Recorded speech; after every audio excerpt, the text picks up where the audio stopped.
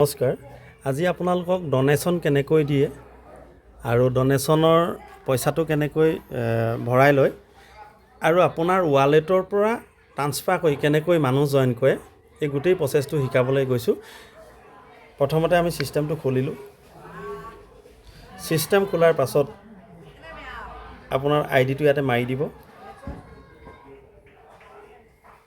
নেটটো অলপ শ্ল' হোৱাৰ কাৰণে শ্ব' হোৱা নাই। ধৰি ল'লোঁ মই ইয়াতে গ'লোঁ JD18 যাৰ যিটো হয় ইয়াতে আপুনি মাৰিলে লগ ইন কৰিলে। লগ ইন কৰাৰ পাছত প্ৰথমতে যদি আপোনালোকৰ ট্ৰেনজেকশ্যন নম্বৰ আছে তেতিয়াহ'লে ঠিক আছে। যদি ট্ৰেনজেকশ্যন নম্বৰ নাই তেতিয়াহ'লে প্ৰথম কাম হ'ব আপোনালোকৰ ট্ৰেনজেকশ্যন নম্বৰটো বনাই লোৱাৰ। তাৰ কাৰণে আপোনালোকে তিনিডাল আছত চুব। তিনিডাল আছত চুই পিনে একাউণ্টত চুব। একাউণ্টত গৈ ইয়াতে ট্ৰেনজেকশ্যন পাছৱৰ্ড বুলি আছে, ট্ৰেনজেকশ্যন পাছৱৰ্ড চুই দিব। ট্ৰেনজেকশ্যন পাছৱৰ্ড চোৱাৰ পাছত আপোনালোকে ফৰগেট পাছৱৰ্ড চুব। কিন্তু ইয়াত লিখা আছে অ'ল্ড পাছৱৰ্ড। অ'ল্ড পাছৱৰ্ডটো বেলেগ একো দিব নালাগে, আপোনালোকে ফৰগেট পাছৱৰ্ডটো চুই দিব। ফৰগেট পাছৱৰ্ড চোৱাৰ লগে লগে আপোনালোকে এটা OTP আহিব। সেই OTPটো আপুনি অ'ল্ড পাছৱৰ্ডত দি দিব আৰু নিউ পাছৱৰ্ডত আপুনি নিজৰ ইচ্ছামতে পাছৱৰ্ডটো বনাই ল'ব। কনফাৰ্ম পাছৱৰ্ড, আপুনি যিটো পাছৱৰ্ড বনাইছে সেইটো কনফাৰ্ম জেগাত দি ছাবমিট কৰি দিব। ছাবমিট কৰাৰ লগে লগে আপোনাৰ ছাকচেছফুল আহিব, আপোনাৰ ট্ৰেনজেকশ্যন নম্বৰ বনি গ'ল। সেইটো যাতে ডায়েৰীত লিখি থয়। প্ৰথম কাম হ'ব সেইটো। নেক্সট হ'ব আপোনালোকৰ ডনেশ্যন। আমি ডনেশ্যনত গ'লোঁ। ডনেট নাওত চুব লাগিব। আচলতে কিমান টকা মই ভৰাব লাগিব তাকতো জানিব লাগিব। তাৰ কাৰণে ডনেট নাওত চুব। ইয়াতে চাওক 16টা আছে। 16টা মিনছ 160 টকা। আৰু যিসকল কোঅৰ্ডিনেটৰ তেওঁলোকৰ কাৰণে বেলেগ হ'ব আৰু যিসকল নৰ্মেল মেম্বাৰ তেওঁলোকৰ কাৰণে বেলেগ হ'ব। কোঅৰ্ডিনেটৰসকলৰ কাৰণে 21 টকাকৈ হ'ব আৰু নৰ্মেল মেম্বাৰৰ কাৰণে 10 টকাকৈ হ'ব। ইয়াতে 16টা আছে। 16টাত আপুনি যদি নৰ্মেল মেম্বাৰ 160 টকা আপুনি এড কৰিব লাগিব। কনফাৰ্ম হ'লেও যে 16টা আছে যেতিয়া মই 160 টকা দিব লাগিব। বেক কৰিম। বেক কৰাৰ পাছতে ইয়াত চাওক ডনেশ্যন ৰজৰ পে' আছে। ডনেশ্যন ৰজৰ পে'ত চুই দিব। ইয়াতে লিখা আছে এমাউণ্ট আৰু এড ফাণ্ড। এমাউণ্টত চুই দিব। আপোনাৰ যিমান টকা হয় তাতে আপুনি টাইপ কৰিব। ধৰি লওক 160 হয়, টাইপ কৰিলোঁ। টাইপ কৰাৰ পাছত মই এড ফাণ্ড কৰিলোঁ। নেক্সট আকৌ এড ফাণ্ড কৰিব। এড ফাণ্ড কৰাৰ লগে লগে আপোনাৰ গুগল পে' ফোনপে' কি আছে তাৰ লগত লিংক কৰি ল'ব। লিংক কৰি পে' অপশ্যনটো চুই দিব। পে' অপশ্যনটো চোৱাৰ পাছত সেই পইচাটো যেতিয়া আপোনাৰ পিনক'ডটো মাৰি দিব গুগল পে' বা ফোনপে', তেতিয়া সেই পইচাটো ইয়াৰ পৰা কাট খাই যোৱাৰ লগে লগে কিন্তু কাটি নিদিব। তাতে এখন চাৰ্ট আহিব। ওপৰত চাব 4 3 2 1 চুটকৈ নাইকিয়া হৈ যাব। নাইকিয়া হৈ যোৱাৰ পাছত নেক্সট দেখাব আমুক ইমান ছাকচেছফুল ইমান টকা। আপুনি বেক কৰিব। বেক কৰাৰ পাছত বেক কৰিলে।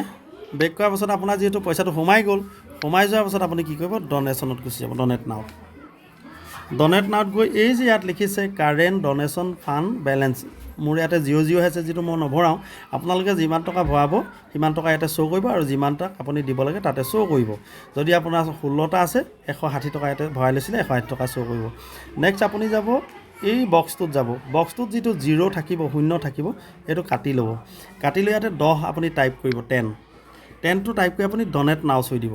ডনেট নাও চোৱাৰ পাছত এইটো যেতিয়ালৈকে শেষ নহয় তেতিয়ালৈকে কিন্তু আকৌ দুবাৰ চুই নিদিব। আকৌ দুবাৰ চুই দিলে 20 টকা গুচি যাব। 20 টকা গুচি গ'লে আপোনাৰ বাজেটত খেলিমেলি লাগি যাব।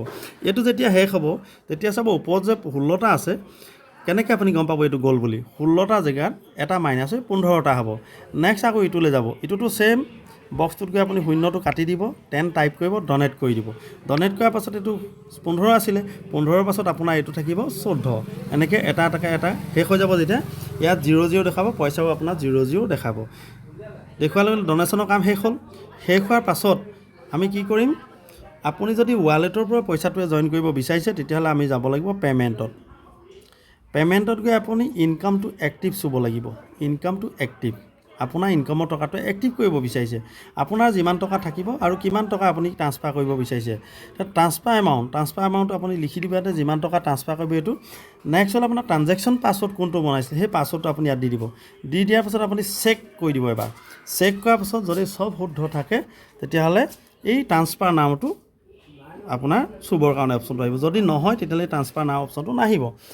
চেক কৰাৰ পাছত ট্ৰান্সফাৰ নাও চুই দিব। ট্ৰান্সফাৰ নাও চোৱাৰ লগে লগে আপোনাৰ পইচাটো ইয়াৰ পৰা মাইনাছ হৈ যাব আৰু মেইন ৱালেটতো আপোনাৰ মাইনাছ হৈ যাব। সেই পইচাটো ক'ত গুচি যাব, সেইটো গুচি যাব আপোনাৰ ইনকাম ৱালেট, এক্টিভেশ্যন ৱালেটত গুচি যাব।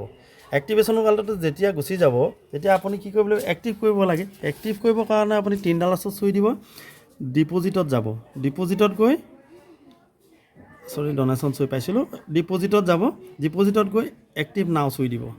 এক্টিভ নাও চোৱাৰ লগে লগে যাক আপুনি এক্টিভ কৰিব বিচাৰিছে তেখেতৰ আইডিটো ইয়াতে দি দিব।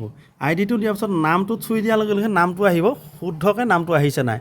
কেতিয়াবা আমি এটা আখৰ যদি ভুল কৰোঁ, হয়তো আমি চিনি নোপোৱা মানুহৰ আইডি এক্টিভ হ'ব, সেইটো কিন্তু ঘূৰাই আনিব নোৱাৰিব। আৰু নামটো যদি শুদ্ধকৈ আহিছে, নেক্সট আহিব আপুনি পেকেজ ছিলেক্ট কৰিব। পেকেজত গৈ পিনে আপুনি কি পেকেজ দিব বিচাৰিছে তেখেত সমৃদ্ধি নে মেম্বাৰ, যেতিয়া আপুনি ছিলেক্ট কৰিব নেক্সট আহি যাব আপোনাৰ 2100 টকা ইয়াতে শ্ব' কৰিব।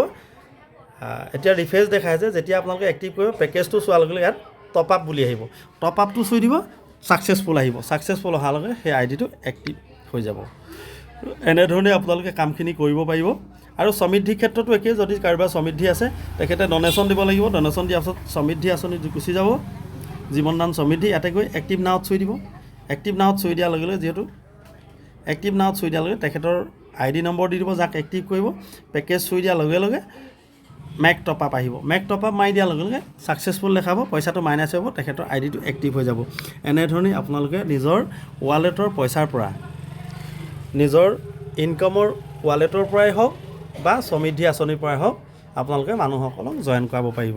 তো মই ভিডিঅ'টো আপোনালোকলৈ বনাইছোঁ, আপোনালোকে ভিডিঅ'টো যাতে লাইক কৰি দিয়ে, ছাবস্ক্ৰাইব কৰে, সেইটোৱে অনুৰোধ থাকিলে। ধন্যবাদ।